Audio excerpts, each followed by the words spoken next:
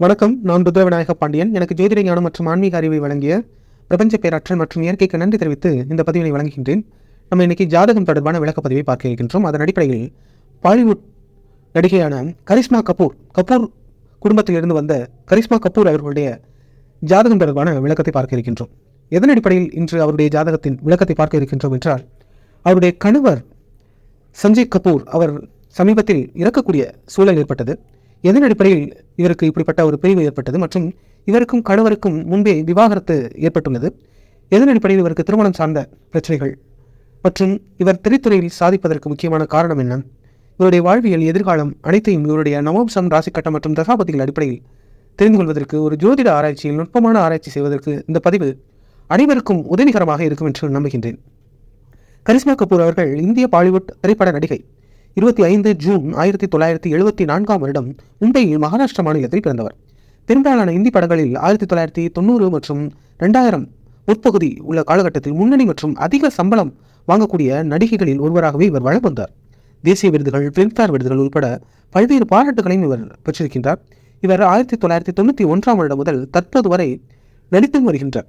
Frame கைதி எனும் படம்தான் இவருக்கு முதல் படமாகவே அமைந்தது. முதல் படமே இவருக்கு பாக்ஸ் ஆபீஸில் பெரிய வெற்றி படமாக அமைந்தது. Sapne Sajan Ke, Jigar, Anari, Raja Babu, Coolie number 1, hero number 1, Aashiq, Baaz போன்ற பல்வேறு படங்களில் இவர் நடித்திருக்கின்றார். 2003 கபூர் தொழிலதிபர் சஞ்சய் கபூர் என்பவரை திருமணம் செய்து திரைத்துறையில் இருந்து சிறிது காலம் ஓய்வு எடுத்து இருந்திருக்கின்றார்.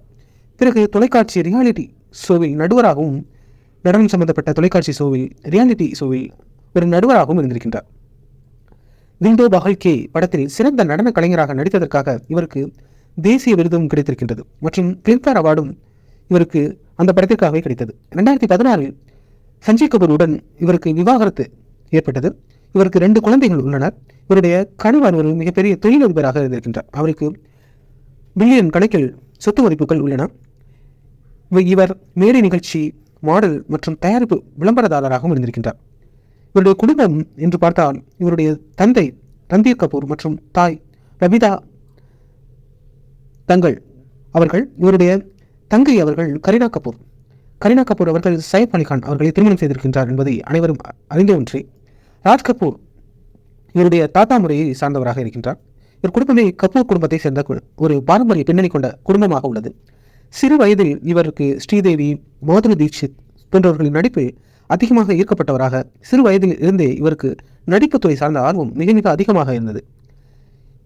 இவருடைய சினிமா ஈடுபாடு இவருடைய தந்தைக்கு உடன்பாடு இல்லாமலே இருந்தது. அதன் அடிப்படையில் 1988 தந்தை இவர்களை விட்டு பிரியக்கூடிய ஒரு சூழல் ஏற்பட்டு தாய் மூலமாகவே இவர் வளர்க்கப்பட்டார். இவருடைய தாய் பல்வேறு கடினமாக உழைத்து பல்வேறு வேலை செய்து தாய் இவர்களுக்கு பல்வேறு வசதி வாய்ப்புகளை ஏற்படுத்தி கொடுத்தார். பின்னர் 2007 இவர் கலைத்துறையில் இவருடைய தாயும் தந்தையும் சேரக்கூடிய வாய்ப்பு ஏற்படுத்தி கொடுத்தது. இவருடைய கல்வி என்று பார்த்தோம் என்றால், இவர் கல்லூரி கல்விக்கு சென்றிருக்கின்றார். ஆனால் படிப்பை தொடர முடியாத சூழல் இவருக்கு ஏற்பட்டிருக்கின்றது. கணவர் சார்ந்து இவருக்கு பல்வேறு தொந்தரவுகளும் பிரச்சனைகளும் ஏற்பட்டிருக்கின்றன. பாலியல் ரீதியாக வரதட்சணை மற்றும் வன்கொடுமை சார்ந்த வழக்குகளும் இவர் கணவர் சார்ந்து பதிவு செய்திருந்தார். இவர் தொண்டுள்ளம் கொண்டவராக நிறைய சேரிட்டி, ஃபவுண்டேஷன் சார்ந்த அமைப்புகளிலும் ஈடுபடக்கூடியவராக, அது சார்ந்த நிதிகளை திரட்டி 2004 நடந்த பூகம்பமாக இருக்கட்டும் மற்றும் மார்பக புற்றுநோய் இருப்பவர்களுக்கான விழிப்புணர்வு சார்ந்த பிரச்சாரங்களையும் இவர் மேற்கொண்டிருந்தார். மற்றும் பெண் உரிமைக்காக குரல் கொடுத்தவராகவும் இருக்கின்றார். இவர் ஒரு சிறந்த தொழில் முனைவராகவும் இருக்கின்றார். குழந்தைகள், தாய் பராமரிப்பு சம்பந்தப்பட்ட பொருட்கள் மின் வணிக நிறுவனத்தில் இவருக்கு ஒரு பங்குதாரராகவே இவர் செயல்பட்டுக் கொண்டிருக்கின்றார். ஃபோர்ப்ஸ் இந்தியா மேகசின் வெளியிடக்கூடிய 100 சிறந்தவர்கள் பட்டியலில் அந்த காலத்தில் இடம் பிடித்திருந்தார். பாக்ஸ் ஆஃபீஸ் இந்தியாவில் பெஸ்ட் ஆக்ட்ரஸ் அந்த வரிசையிலும் இவருக்கென்று தனி பெயர் இருக்கத்தான் செய்கின்றது. பல்வேறு சிறப்பம்சங்கள் கொண்ட இவருடைய ஜாதகத்தில் என்னென்ன தன்மைகள் பொருந்திருக்கின்றன, இவருடைய குணநலன்கள் எப்படிப்பட்டவராக இருக்கின்றார், திரைத்துறையில் சாதிப்பதற்கு என்ன காரணமாக இருக்கின்றது என்பதையெல்லாம் தெரிந்து கொள்ள இருக்கின்றோம். குடும்ப பின்னணி கொண்டவராக இருக்கின்றார். 2ஆம் இடம். திரைத்துறையில் சாதிக்க வேண்டும் என்றாலே அவர்களுடைய 9ஆம் இடம் சிறப்பாக இருக்க வேண்டும். சுக்கிரன், செவ்வாய் நன்றாக இருக்க வேண்டும். ராகு, கேது தொடர்புகள் இருக்கும் பட்சத்தில் அவர்களால் திரைத்துறையில் சிறப்பாக சாதிக்க முடியும். 4, 5 இந்த இடங்களும் அவர்களுக்கு வலுக்கூட்டக்கூடியதாக இருந்தாலும், குறிப்பாக 9ஆம் இடம் நன்றாக இருந்தால் அவர்களால் நிச்சயமாக திரைத்துறையில் சாதிக்க முடியும். ராகு, கேது தொடர்புகள் அவசியம். சுக்கிரன், செவ்வாய் நன்றாக இருக்க வேண்டும். இவருடைய நவம்சத்தை முதலில் பார்த்து விடலாம். நவம்சத்தில் லக்னம், அதில் மாந்தியும், 2ஆம் இடத்தில் சந்திரனும், 3ஆம் இடத்தில் செவ்வாய் ஆட்சியாக இருக்கின்றது. 4இல் சூரியன், இவருக்கு 6ஆம் இடத்தில் சுக்கிரன், ராகு மற்றும் சனி. இந்த ராகு சுக்கிரன் சார்ந்த சேர்க்கை அமைப்புகள் அவருக்கு ஒரு கலைத்துறையில் ஈடுபடுவதற்கு முக்கியமான ஒரு அம்சமாக அமைந்திருக்கின்றது. சனி அங்கு ஆட்சியாக 6ஆம் இடத்தில், லக்னாதிபதியான புதன் 7ஆம் இடத்தில் நீச்சமாக, 7ஆம் இடம் சார்ந்த நீச்ச யோக அமைப்பு, 9ஆம் இடத்தில் குரு இருக்கின்றார். அதன் அடிப்படையில் இவருக்கு 9ஆம் அதிபதி 6ஆம் இடத்தில் வருகின்றார், செவ்வாய் ஆட்சியாக இருக்கின்றார், 9ஆம் அதிபதியே சுக்கிரனாக இருக்கின்றார், ராகுவுடன் தொடர்பு இருக்கின்றது.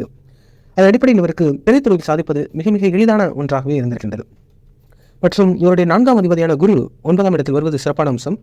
நவம்சத்தின் அடிப்படையில் இவருக்கு கலைத்துறை சார்ந்த ஈடுபாடுகள் தெளிவாக இருக்கின்றன. மற்றும் நடனம் சார்ந்த அமைப்பில் ஈடுபட வேண்டும் என்றால் 3 மற்றும் 9ஆம் இடம் பார்க்க வேண்டும். அதன் அடிப்படையில் 3ஆம் இடம் செவ்வாய், 9ஆம் இடம் குரு. குரு செவ்வாய் பார்வை இருந்தாலே செவ்வாய் ஆட்சியாக இருக்கின்றது. அவர்களுக்கு நிச்சயமாக வழக்கு சம்பந்தப்பட்ட ஏதேனும் தொடர்புகள் அவர் வாழ்வில் சந்தித்துதான் ஆக வேண்டும். குரு செவ்வாய் பார்வை இருக்கின்றது. செவ்வாய் ஆட்சியாக இருந்தாலும் அதற்கான பலன்கள் சிறப்பாகவே இவருக்கு கிடைக்கும். மற்றும் இவருடைய ஜாதக அம்சங்களில் 7ஆம் இடத்தில் நீச்ச கிரகங்கள், லக்னாதிபதி நீச்சமாகி 7ஆம் இடத்தில் இருக்கின்றார். அதன் அடிப்படை கணவர் சார்ந்த யோக அமைப்பு. இருப்பினும் 7ஆம் அதிபதியான குரு 9இல் வருகின்றார். மற்றும் கேது, இதுபோன்ற கன்னி லக்னம் சார்ந்து இயங்கக்கூடியவர்களுக்கு கேது 12இல் மறையக்கூடிய அமைப்பு திருமண பந்தத்தில் தடை, பிரச்சனைகளை ஏற்படுத்துவதற்கு சாத்தியக்கூறுகள் அதிகமாகவே இருக்கின்றன. மற்றும் ராகு உடன் சேர்ந்த சுக்கிரன், சனி, இந்த எல்லாம் திருமணம் சார்ந்த அந்த பந்தத்தில் இருக்கக்கூடிய பிரச்சனைகளை தெளிவாக எடுத்துக்காட்டத்தான் செய்கின்றன. மற்றும் இவருடைய ராசி கட்டம், தசாபதிகள் எப்படி இருக்கின்றன என்றும் தெரிந்து கொள்ளலாம். இவருக்கு ராசி கட்டத்தின் அடிப்படையில் பார்த்தோம் என்றால், இவர் செவ்வாய்க்கிழமையில் பூரம் 3ஆம் பாதம் நட்சத்திரத்தில் சிம்ம ராசியில் கன்னி லக்னத்தில் வளர்பிறையை பிறந்திருக்கின்றார். இவருக்கு லக்னம் சார்ந்த வர்க்கோத்தமும் இருக்கின்றது. லக்னத்திலே மாந்தியும் லக்னம் சார்ந்த வர்க்கோத்தம அமைப்பை பெற்றிருக்கின்றார். இவருக்கு லக்னம் வர்க்கோத்தமம் இருக்கின்றது. இருந்தாலும் லக்னம் கிட்டத்தட்ட கன்னி மற்றும் துலாம் இரண்டும் சேர்ந்து இயங்கக்கூடிய ஒரு லக்னமாகவே இருக்கின்றது. ஒரு தெளிவான ஒரு லக்ன அமைப்பை பெறவில்லை. 28 டிகிரி தாண்டக்கூடிய கிரக அமைப்பை பெற்றிருக்கின்றார். அதன் அடிப்படையில் இவ்வாறு 2 லக்ன சந்தி பெற்றவர்களுக்கு வாழ்வியல் சற்று முன்னும் பிறனும் இருக்கக்கூடிய ஒரு சாத்தியக்கூறுகளை ஏற்படுத்தும். அவர்களுக்கு இதுபோன்ற லக்னம் சார்ந்த சந்திகள் இருக்கக்கூடியவர்களுக்கு கட்டங்கள், 2 கட்டங்களுக்கும் சார்ந்த பலன்கள் இவருக்கு வாழ்வியலில் வந்து சேர்வதற்கான சாத்தியக்கூறுகளை ஏற்படுத்தும்.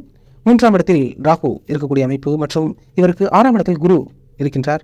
குரு இவருக்கு புஷ்கர நவம்ச நட்சத்திர சாரம் பொருந்திருக்கின்றார். 9ஆம் இடத்தில் சுக்கிரன் ஆட்சியாக கேதுவுடன் இருக்கின்றார். 10இல் சூரியன், புதன், சனி இருக்கக்கூடிய கிரக அமைப்பு பெற்றிருக்கின்றார். புதன் ஆட்சியாக இருக்கின்றது. 11இல் செவ்வாய் நீச்ச யோகம் பெற்றிருக்கின்றது. 12ஆம் இடத்தில் சந்திரன் மறையக்கூடிய அமைப்பு புஷ்கர நவம்ச நட்சத்திர சாரம் பெற்றிருக்கின்றார். புதனின் புஷ்கர நவம்ச நட்சத்திர சாரம் பெற்று மிக மிக யோகமான ஒரு கிரக அமைப்பு பெற்றிருக்கின்றார். இவருக்கு பிறக்கும் திசையை பார்த்தோம் என்றால் சுக்கிரன் திசை தான் 8 வருடம் 4 மாத காலம் இருப்பு இருந்திருக்கின்றது. அதன் அடிப்படையில் இவருக்கு கிரகம் சார்ந்து தெளிவாக எடுத்துக்காட்டக்கூடிய அம்சங்கள் என்னவென்றால், இவருக்கு 9ஆம் இடம் சுக்கிரன் கேதும் இருக்கின்றது. அதன் அடிப்படையில் இவர் திரைத்துறையில் சாதிக்கக்கூடிய வல்லமை பகுதியவராக இருக்கின்றார். இவருடைய கிரக அமைப்பை பார்த்தோம் என்றால், உங்களுக்கு யாருடைய கிரகம் பார்த்த ஞாபகம் இருக்கின்றது என்றால் உங்களுக்கு தெரியும். இவருடைய கிரகம் கிட்டத்தட்ட நம் நடிகர் இளைய தளபதி அண்ணன் விஜய் அவர்களுடைய ஜாதகத்தையும் இவருடைய ஜாதகத்தையும் குறிப்பாக ராசி கட்டம் அதிகமாக பொருந்தி போகின்றது. விஜய் அவர்களின் கன்னி லக்னமே, 3ஆம் இடத்தில் ராகு, 6இல் அவருக்கும் குரு, 9ஆம் இடம் சுக்கிரனும் கேதுவும், 10ஆம் இடம் அவருக்கும் சூரியனும் புதனும் சனியும், 11ஆம் இடம் செவ்வாய் நீச்ச யோகம் மற்றும் 12ஆம் இடத்தில் சந்திரன் வரையக்கூடிய அமைப்பு. இந்த ஒரு வித்தியாசம்தான். மற்றும் இவருக்கு லக்னம் சந்தி என்று குறிப்பிட்டிருக்கின்றன. அவருக்கு லக்னம் திடமான லக்னம் இருந்திருக்கின்றது. இவருக்கு லக்னம் துலாம் மற்றும் கண் சார்ந்து இயங்கக்கூடியதாக இருக்கின்றது. மற்றும் அவருக்கு 12இல் சந்திரன் மறையாது. அவருக்கு சந்திரன் 11ஆம் இடம் ஆட்சியாக செவ்வாயுடன் சேர்ந்து நீச்சபங்க ஒரு யோகா அமைப்பை அவருக்கு கொடுத்திருக்கும். சந்திரன் செவ்வாயும் குரு சந்திரமங்கல யோகத்தை ஏற்படுத்தி கொடுத்திருக்கும். இவருக்கு 12இல் மறையக்கூடிய அமைப்பு சற்று வித்தியாசமான அமைப்பு. கிட்டத்தட்ட இருவருக்கும் ஒரே போன்ற ஒரு கிரக அமைப்பை ராசிக்கட்டம் சுட்டிக்காட்டுகின்றது. அதன் அடிப்படையில் பார்த்தோம் என்றால் 9ஆம் இடம் சுக்கிரன் கேது இருவருமே திரைத்துறை பின்னணி கொண்டவராக மற்றும் பாரம்பரிய குடும்பத்தில் இருந்து வந்தவராக இருப்பதற்கு இந்த 9ஆம் இடம் கேது சுக்கிரன் மற்றும் இவருக்கு 10ஆம் இடம் சூரியன் புதன் சனி இருக்கக்கூடிய அமைப்பு இவர் ஒரு தொழில் முனைவராக இயங்கக்கூடியதற்கு மற்றும் இவர் ஒரு மாடலிங் மற்றும் விளம்பரதாரராக இருப்பதற்கு மற்றும் நல்ல ஒரு எழுத்தாளராக சிறந்து விளங்குவதற்கு, நடன கலைஞராக இருப்பதற்கு 3ஆம் இடம் ராகு 9இல் சுக்கிரன் ஆட்சியாக இருப்பது மற்றும் இவர் தொண்டுள்ளம் சார்ந்த சேரிட்டி ஒரு ஆர்கனைசேஷன் ஃபவுண்டேஷன் போன்ற அமைப்பில் செயல்படுவதற்கு 12இல் சந்திரன் வரையக்கூடிய அமைப்பு முக்கியமான காரணமாக அமைந்திருக்கின்றது. இவருக்கு பார்த்தோம் என்றால் இவருடைய 2ஆம் அதிபதியே 9ஆம் இடத்தில் ஆட்சியாக இருப்பதனால் இவருடைய குடும்பம் ஒரு திரைத்துறை சார்ந்த ஒரு குடும்ப பின்னணி கொண்டவராகவே இருக்கின்றார். இவருக்கு திரையுலக வாழ்க்கை சிறப்பாக இருப்பதற்கு கிரக அமைப்புகள் தெளிவாக எடுத்துக்காட்டுகின்றது. திருமண அமைப்பை பார்த்தோம் என்றால் இவருக்கு 7ஆம் அதிபதியான குரு 6ஆம் இடத்தில் இருக்கின்றார் மற்றும் இவருக்கு லக்னம் 2 இடங்கள் அடிப்படையில் இயங்குகின்றது என்பதை உங்களுக்கு சொல்லியிருந்தேன். அதன் அடிப்படையில் இவருக்கு நவாம்சத்திலேயே அவருக்கு கேது மறையக்கூடிய அமைப்பு அவ்வளவு சிறப்பாக இல்லை என்பதை சுட்டிக்காட்டியிருந்தேன். மற்றும் இவருக்கு கன்னி லக்னம் என்று பார்த்தால் குரு 6ஆம் இடத்தில் மறையக்கூடிய அமைப்பு, வழக்கு சார்ந்த பிரச்சனைகள், கணவருக்கு ஆரோக்கிய குறைபாடுகள் இருப்பது தென்படுகின்றன. மற்றும் இவருக்கு லக்னம் துலாம் லக்னம் என்று எடுத்துக்கொண்டால் அவருடைய 7ஆம் அதிபதியான செவ்வாய் நீச்சமாகி இருந்தாலும் 10ஆம் இடம் வரக்கூடிய அமைப்பு, அவர் ஒரு கணவர், ஒரு நல்ல ஒரு தொழில் அதிபராக பில்லியன் கணக்கில் வருமானம் ஈட்டக்கூடியவராக இருப்பதற்கு காரணம் அதுவும் 7ஆம் அதிபதி நீச்சமாக இருக்கக்கூடிய அமைப்பு கணவர் சார்ந்த பிரிவுகளை எடுத்துக்காட்டத்தான் செய்கின்றது. ஆனாலும் இந்த குரு செவ்வாய் தொடர்பு இருப்பதனால் 7ஆம் அதிபதி குரு மற்றும் இவருக்கு துலாம் லக்னம் என்று எடுத்துக்கொண்டால் 7ஆம் அதிபதி செவ்வாய், அதன் அடிப்படையில் குரு செவ்வாய் இருந்தாலே அவர்களுக்கு வழக்கு பிரச்சனை இது போன்ற அதிகமான 7ஆம் அதிபதி 6இல் வருவதனால் அவர் சார்ந்த பிரச்சனைகள் அதிகமாக சந்தித்ததாகவும் மற்றும் மண்கொடுமை சார்ந்த பிரச்சனைகள், வரதட்சணை சார்ந்த பிரச்சனைகள் என்றெல்லாம் குறிப்பிட்டிருந்தார். அது இவர்கள் சார்ந்த ஒரு பிரச்சனை அதிக அளவில் சமூக ஊடகங்களால் விவாதிக்கப்பட்டதாகவே இருந்தது வட இந்திய அளவில். மற்றும் இவருடைய தந்தையுடன் சற்று காலம் விலகி இருப்பதற்கு காரணம் இவருடைய 5ஆம் அதிபதியான சனி 10ஆம் இடத்தில் அதுவும் சூரியனுடன் சேர்ந்து வருவதும் மற்றும் தசாபதிகள் சார்ந்தும் பார்த்தோம் என்றால் அந்த சூரிய திசை முடிந்து சந்திர திசை வரக்கூடிய காலகட்டத்தில், சூரியன் சந்திரன் வரக்கூடிய காலகட்டத்தில் தந்தை விலகி சென்று தாயுடன் இருக்கக்கூடிய அமைப்பு இவர்களுக்கு இருப்பதற்கு காரணமாக அமைந்திருக்கின்றது. மற்றும் இவர் தாய் சார்ந்த பலன்கள் 4ஆம் அதிபதி 6ஆம் இடத்தில் இருப்பது இவர் தாய் இவர்களுக்காக கடினமாக உழைத்து வேலை செய்து இவர்களை வளர்த்ததற்கு முக்கியமான காரணமாக அமைந்திருக்கின்றது.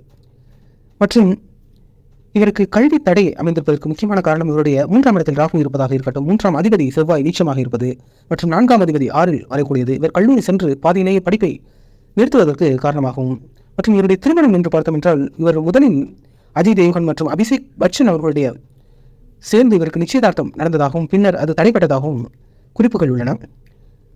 மற்றும் இவர் பெரிய உரிமை சார்ந்தும் இயங்கக்கூடியவராக இருக்கின்றார். அதன் அடிப்படையில் இவருக்கு துலாம் லக்னமாக இருந்தால் 8ஆம் இடத்தில் செவ்வாய் ஆட்சியாக இருக்கும் மற்றும் 8ஆம் அதிபதியும் செவ்வாய் நிச்சயமாகவும். துலாம் லக்னம் என்று பார்த்தால் சுக்கிரன் ஆட்சியாக வரும். அதன் அடிப்படையில் பெண் உரிமை நிலைநாட்டக்கூடிய தன்மை பொருந்தியவராக இவருடைய கிரக அமைப்பு இருக்கின்றது. தொழில் சார்ந்து இயங்குவதற்கு முக்கியமான 10ஆம் இடம் சார்ந்த சூரியன் புதன் சனி சார்ந்த துணி என்றாலே அதுக்கு சூரியன் சனி மற்றும் சந்திரன் தான். அதன் அடிப்படையில் புதனும் அங்கு ஆட்சியாக இருக்கின்றார். தொழில் சார்ந்து ஒரு சிறந்து விளங்குவதற்கு முக்கியமான காரணமாக இவருடைய கிரக அமைப்புகள் இருக்கத்தான் செய்கின்றன. அதன் அடிப்படையில் நவாம்சத்திலும் குரு செவ்வாய் இருக்கின்றார். ராசி கட்டத்திலும் 7 மற்றும் 8ஆம் அதிபதிகள், அதாவது அவர் கன்னி லக்னமாக பார்த்தால் 7ஆம் அதிபதி குருவாகவும், துலாம் லக்னம் என்று எடுத்துக்கொண்டால் கிட்டத்தட்ட 28 டிகிரிக்கு மேல் வருவதனால் செவ்வாயும் வருவதனால் கணவர் சார்ந்த சட்ட பிரச்சனைகளையும் இவர் எதிர்கொண்டுதான் இருக்கின்றார். இவர் தசாபத்தி அடிப்படையில் பார்க்கும் பொழுது முதலில் இவருக்கு சுக்கிரன் திசை 8 வருட காலம் இருந்திருக்கின்றது. அதனால் தான் இளமை காலத்திலே இவருக்கு அதிகமான கலைத்துறை சார்ந்த நாட்டமும் விருப்பமும் இருந்திருக்கின்றது. அடுத்ததாக சூரியன் திசை, சூரியன் 10ஆம் இடத்தில் வருகின்றார். சூரியன் அவருக்கு விரையாதிபதி. அதன் அடிப்படையிலேயே அந்த காலகட்டத்தில் அவர் தந்தை சார்ந்து தந்தையுடன் பிறகு பிரிவுகள் ஏற்பட்டிருக்கின்றது. அடுத்து சந்திரன் திசை, சந்திரன் அவர் 12இல் மறைந்தாலும் அவர் 11ஆம் அதிபதி. அதன் அடிப்படையில் தாய் சார்ந்த பலன்கள் இவருக்கு சிறப்பாக கிடைத்திருக்கின்றது. மற்றும் அடுத்ததாக செவ்வாய் திசை அவருக்கு 3 மற்றும் 8ஆம் அதிபதி. அந்த காலகட்டத்தில் தான் அவருக்கு திருமணம் அரங்கேறி இருக்கின்றது. குறிப்பாக அவருக்கு சந்திரன் திசை 1991ஆம் வருடம் தான் முதலில் திரைத்துறையில் அவர் வளம் வருவதற்கு முக்கியமான காரணமாக அமைந்திருக்கின்றது. மற்றும் செவ்வாய் திசையில் அவருக்கு திருமணம் நடந்தேறி இருக்கின்றது.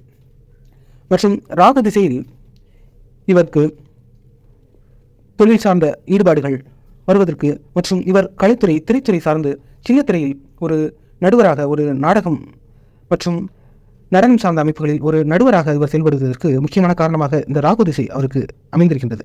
ராகு திசை தான் அவருக்கு 2023 வரை உள்ள காலகட்டமும் இருந்திருக்கின்றது. ராகு அவர் இருக்கக்கூடிய அதிபதி செவ்வாய் நீச்சமாக இருப்பதனாலும் ராகு திசையில் அவருக்கு இந்த திரைத்துறையிலிருந்து விலகி இருந்து இது போன்ற சின்ன திரை சார்ந்த ராகு 3ஆம் இடத்தில் இருப்பதனாலும் சின்ன திரை சார்ந்த தொலைக்காட்சி தொடர்களில் அவர் திறன்பெற செயல்படுவதற்கு முக்கியமான காரணமாக ராகு இருந்திருக்கின்றார். மற்றும் இவர் 2016 ராகு சார்ந்த கேது திசையில் தான் இவருக்கு விவாகரத்தும் கிடைத்திருக்கின்றது. மற்றும் தற்பொழுதுள்ள தசாபதிகள் அவருக்கு என்ன சுட்டிக்காட்டுகின்றது என்பதை பார்க்கலாம். ராகு திசை முடித்து தற்பொழுது குரு திசை தான் நடந்து கொண்டிருக்கின்றது. குரு திசையில் குரு சுயபத்தி 2026 ஜனவரி வரை இருக்கின்றது. அதன் அடிப்படையிலேயே இவருடைய 7ஆம் அதிபதி குரு அவர் 6ஆம் இடத்தில் இருக்கின்றார். கணவர் நோய்வாய்ப்பட்டு இறப்பதற்கு முக்கியமான காரணமாக இருக்கின்றது. மற்றும் இவர் 12ஆம் இடத்தில் சந்திரன் இருக்கின்றார். சந்திரன் சிம்ம ராசியை பெற்றிருக்கின்றார். சிம்ம ராசிக்கு 8ஆம் இடத்தில் அஷ்டம சனி சென்று கொண்டிருக்கின்றது. அதன் அடிப்படையிலும் பார்த்தோம் என்றால், கோச்சார அடிப்படையிலும் பார்த்தோம் என்றால் இவருக்கு லக்னத்திலேயே கேது, 7ஆம் இடத்தில் ராகு, 8ஆம் இடத்தில் அவருக்கு சனியும் மற்றும் 12ஆம் இடத்தில் குருவும் இருக்கக்கூடிய கிரக அமைப்பை பெற்றதன் அடிப்படையில் அஷ்டம சனி காலகட்டத்தில் மற்றும் இவருடைய 7ஆம் அதிபதியான குரு 6இல் மறைவதும் அந்த குரு திசாபத்தியை இவருக்கு சென்று கொண்டிருப்பதும் கணவர் அவரை விட்டு பிரிந்தாலும் அவர் இறப்பதற்கான சூழல் ஏற்பட்டிருக்கின்றது. இவருக்கு குழந்தைகள் சார்ந்த பலன்கள் சிறப்பாகவே இருக்கின்றன. மற்றும் இவருக்கு நடக்கக்கூடியது குரு திசையாக இருப்பதனால் இந்த காலகட்டத்தில் இவரும் சற்று கவனமாகவே செயல்பட வேண்டிய குரு புஷ்கர நவம்ச நட்சத்திர சாரம் பெற்றிருந்தாலும் அவர் 6ஆம் இடத்தில் மறையக்கூடிய அமைப்பில் இருப்பதனால் சற்று கவனமாக இருக்க வேண்டிய சூழல் தான் இருக்கின்றது. மற்றபடி இந்த குரு திசை தான் அவருக்கு இன்னும் 2036 வருட காலகட்டம் வரை 2039 வரையும் குரு திசை தான் இருக்கப் போகின்றது. அதன் அடிப்படையில் இனி வரக்கூடிய காலகட்டம் இவருக்கு சற்று சோதனை செய்யக்கூடிய கஷ்டமான காலகட்டம், மிகவும் கவனமாக கையாளக்கூடிய ஒரு காலகட்ட சூழலில் அவர் இருக்கின்றார். வேலை சார்ந்த அமைப்புகளில், தொழில் சார்ந்த அமைப்புகளில் திறன்பட இவரால் செயல்பட முடியும். ஒரு முன்னேற்றமான பலன்களை அனுபவிக்க முடியும். மற்றும் குரு அவருக்கு நவம்சத்திலும் 9ஆம் இடம் வருவதனால் திரைத்துறை சார்ந்து ஈடுபட்டாலும் ஒரு நிச்சயமாக அவருக்கு நல்ல பயன்கள் கிடைப்பதற்கு வாய்ப்புகள் இருக்கின்றன என்பதை சொல்லிக்கொண்டு, இதுதான் இவருடைய ஜாதகம் தொடர்பாக நான் கொடுக்கக்கூடிய விளக்கம். மீண்டும் இதுபோன்று ஜாதகம் ஜோதிடம் தொடர்பான விளக்கப்பதிவில் உங்களை விரைவில் சந்திக்கின்றேன். புவியுள்ள காலமெல்லாம் புகழோடு வாழ்ந்திடுவீர். வைகம் செழிக்க வாழ்க வளமுடன்.